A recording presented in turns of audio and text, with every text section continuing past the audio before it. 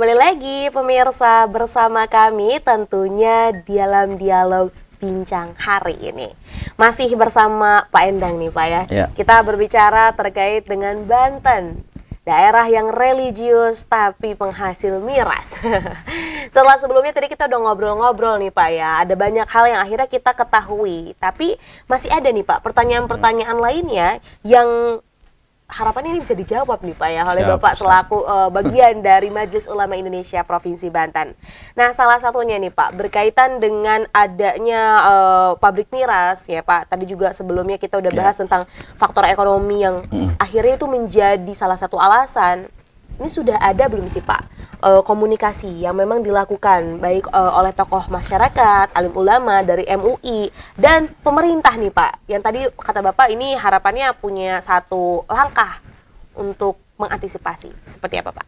Ya baik, alhamdulillah beberapa minggu yang lalu karena ini ada di wilayah Kabupaten Serang ya, maka tentu yang berkewenangan untuk melakukan kajian terhadap keberadaan pabrik ini itu adalah MUI Kabupaten Serang, dan saya sudah melakukan komunikasi dengan MUI Kabupaten Serang terkait dengan langkah apa yang sudah dilakukan, dan alhamdulillah mereka sudah berupaya melakukan dialog dan dengan pemerintah Kabupaten Serang.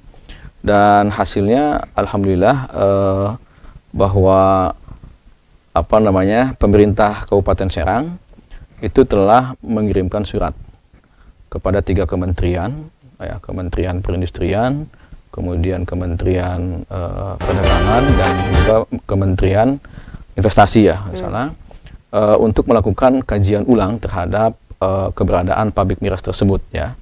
Dan kita menuntut supaya kajian ulang tersebut sampai pada tingkat penutupan pada pabrik miras tersebut ya. Artinya tentu masalah ini kita clearkan, kita upayakan dialog secara terbuka, baik kami sebagai Majelis Ulama selaku pemberi pelayan umat umat, dan juga satu sisi kita sebagai sodikul hukumah, sebagai mitra daripada pemerintah, sehingga kita lakukan upaya dialog itu ya, tentu tidak dengan cara kekerasan. Dan alhamdulillah tadi itu saya sampaikan bahwa Bupati Serang sudah melayangkan surat untuk melakukan kajian, dan insya Allah mungkin dalam waktu dekat kita akan mendapatkan keputusan terkait dengan keberadaan pabrik miras tersebut, seperti itu. Baik, memang jadi sudah dikaji lagi gitu ya Pak ya. Jadi nanti masyarakat yang mungkin masih bertanya-tanya ini kok gimana nih kelanjutannya, sabar ya Pak ya, karena ini juga sedang ditunggu nih Pak ya kelanjutannya seperti apa. Nah, berbicara tentang pabrik miras Pak, dalam pandangan MUI ini Pak ya, melihat dampak pabrik miras terhadap moral dan sosial masyarakat di Banten itu seperti apa Pak? Ya, tentu saya ingin kembali melihat pada perspektif Islam minuman keras ini ya. Bahwa minuman keras ini sudah ada sejak zaman bahkan sejak zaman dahulu ya. Bahkan yang unik bahwa konsumsi minuman keras ini itu di Arab ya, ketika zaman jahiliyah, zaman Nabi itu sudah menjadi budaya. Sehingga sangat sulit untuk meninggalkan kebiasaan tersebut ya. Kalau kita mungkin seperti ngopi lah ya di sana itu, sehingga ketika Allah Subhanahu Wa Taala memutuskan untuk mengharamkan minuman keras ini, itu tidak secara langsung, tapi bertahap, tadrij namanya, tadrijut tashri. Jadi bertahap. Misalkan ayat pertama Allah menurunkan dalam surat Al-Baqarah bahwa yas'alunaka anil khamri wal maisir qul fihima itsmun kabir wa manafi'u linnas. Dalam ayat itu dijelaskan tahap pertama, dijelaskan dulu nih ya. Ketika mereka bertanya para sahabat itu tentang khamar, katakan Muhammad bahwa itu adalah ismuhuma ya, bahwa dosanya itu lebih besar ya. Qul fihima ismun, ada dosa di dalamnya ya, walaupun ada manfaatnya, tapi mungkin sedikit lah manfaatnya itu. Jadi menjelaskan itu dulu sementara. Sehingga kemudian ketika masyarakat sudah agak siap menerima pengharaman terhadap khamar ini, Baru kemudian yang kedua, tidak langsung diharamkan juga, ya, tapi adalah ayat yang diturunkan larangan untuk melakukan sholat dalam keadaan mabuk. La taqrabus sholata wa antum sukara, kata Allah. Ya. Janganlah kalian mendekati sholat dalam keadaan mabuk sehingga tidak tahu apa yang diucapkan. Ya, itu belum diharamkan. Nah, ketika kemudian mental, kemudian psikis masyarakat sudah siap menerima pengharaman itu, baru turunlah ayat Al-Quran yang innamal khamru wal maisir wal ansabu wal azlamu rijsum min amalis syaitan fajtanibuh. Nah, kalimat fajtanibuh inilah kemudian yang menjadikan bahwa perbuatan meminum khamar, ya, itu adalah haram dan wajib dijauhi, dan itulah perbuatan bagian dari perbuatan setan, seperti itu. Nah, artinya apa? Bahwa memang tadi sangat berat sekali, ya, meninggalkan budaya tersebut. Dan tadi dalam Islam, ketika kemudian mengalihkan satu budaya ke budaya yang lain, ya, yang agak susah ditinggalkan, dia kemudian melalui proses gradual, artinya bertahap, ya, tidak langsung seperti itu. Nah, dengan betapa indahnya syariat Islam, ya, tidak langsung haram tidak, ya, tapi pelan-pelan seperti itu. Melalui berbagai proses, ya Pak, tentunya, karena tadi tidak mudah untuk meninggalkan kebiasaan yang memang sudah lama terpatri seperti itu. Ya. Dan tadi secara sedikit demi sedikit, ya, semoga juga bisa diatasi. Nah, lalu Pak, tadi kan Bapak juga sudah menyampaikan mengenai dampak dari minuman keras gitu, ataupun tadi ada hadirnya pabrik miras gitu.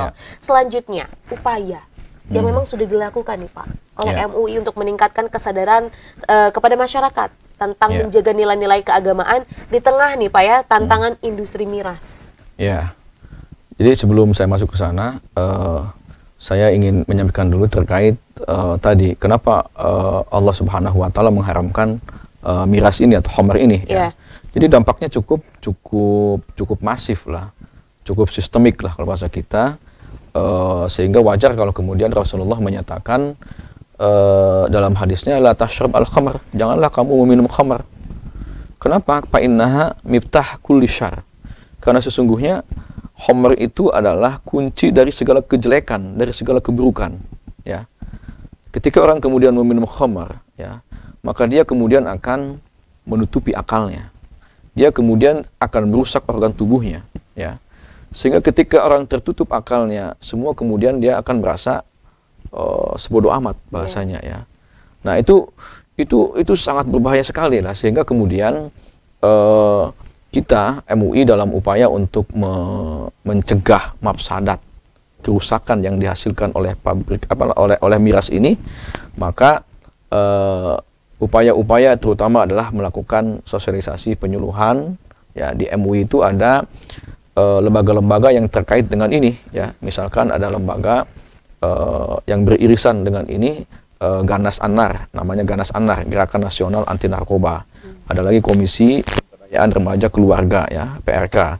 Ada lagi Komisi Ukhuwah Islamiyah dan yang lainnya. Nah, kesemuanya itu dalam rangka tadi bagaimana mencegah kerusakan-kerusakan yang diakibatkan oleh miras dan juga mungkin penyakit masyarakat lainnya, ya. Penyakit masyarakat lainnya banyak. Nah, jadi melalui sosialisasi, melalui penyuluhan, melalui dakwah lah, terutama tentu dakwah, ya, yang dilakukan oleh para kiai, para alim ulama di beberapa tempat berdakwah menyatakan bahwa tentu minum khamar ini karena dia adalah ummul khaba'is, dia adalah induknya kejelekan, induk keburukan, maka wajib kita jauhi perbuatan tersebut, seperti itu. Baik, jadi memang sudah ada juga ya upaya MUI, ya Pak, ya. Tadi salah satunya membentuk beberapa bagian gitu, ya, membuat beberapa irisannya gitu, ya, yang tentunya sejalan untuk menegakkan hal-hal yang baik, khususnya di Provinsi Banten dulu nih Pak, ya. Betul. Baik Pak. Masih ada pertanyaan lainnya nih Pak, tapi kita harus break sejenak dulu nih Pak, ya. Maka dari itu pemirsa, jangan kemana-mana, tetap bersama kami di Bincang Hari Ini.